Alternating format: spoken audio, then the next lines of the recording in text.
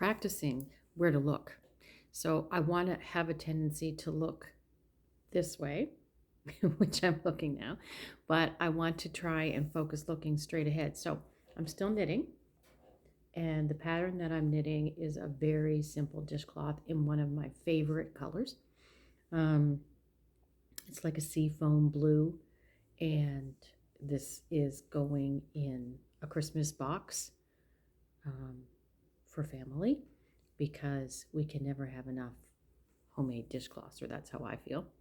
So it's a really simple pattern. It's just once you get going, it's like a diagonal pattern, and it's a matter of knitting one, because I'm decreasing now, knitting two together, yarn over, and then once again you knit two together. And once you get that little business done at the beginning, you just knit until the end of the row.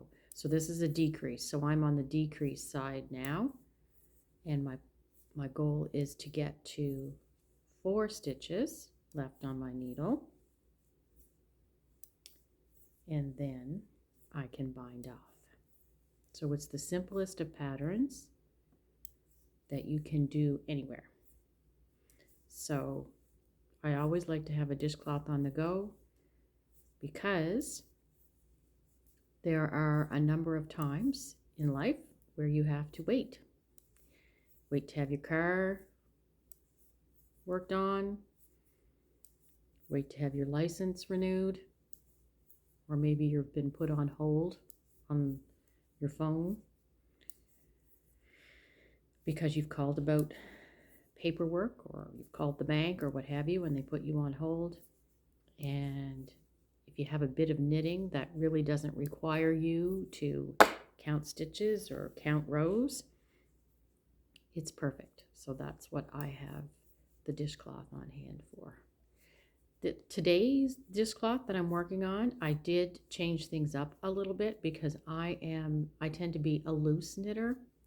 So even though my favorite size needle is a size 8, because that's what I really learned on, I suppose.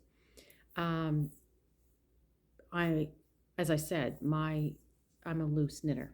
So therefore I have to go down in needles to get where I want to be. So this is actually a 5, which if I could have found my size 6 needles, I would have used those. So I did have to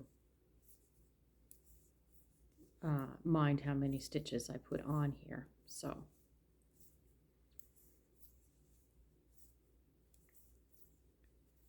I did an increase until I got to 50 stitches, and now I'm moving back from that for this particular dishcloth. And there are a number of patterns out there.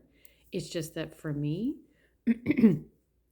this one is the simplest one that also creates the pretty edge, right? Because this does give such a nice little edge.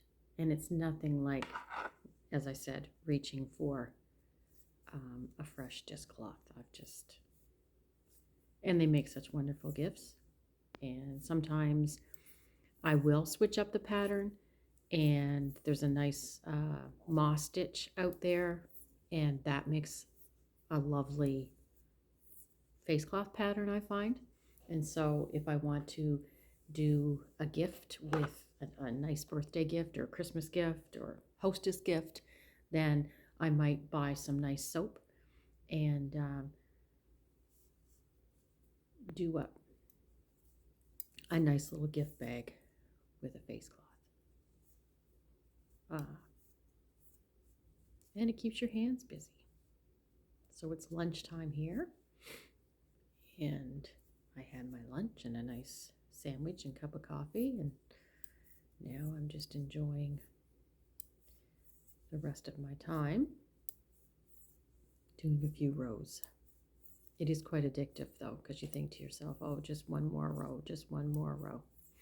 So you do have to watch your time sometimes.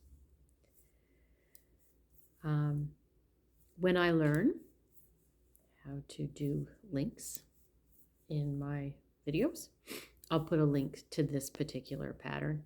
The type of yarn that I use is just whatever I can find at where I shop. I think it's Bernat, Bernat. I think that's what I find, and I do like to get the patterns that have the little print in them, like they're variegated. I find those make nicer dishcloths, but in this situation, I'm just kind of doing a few color themes for the gift box that I'm putting together. So I decided to use this color. So you can see that it's getting smaller, that I'm getting there. It won't take much longer. I'll probably get that done this evening. Once again, good to see you. Nice to speak with you. See you next time.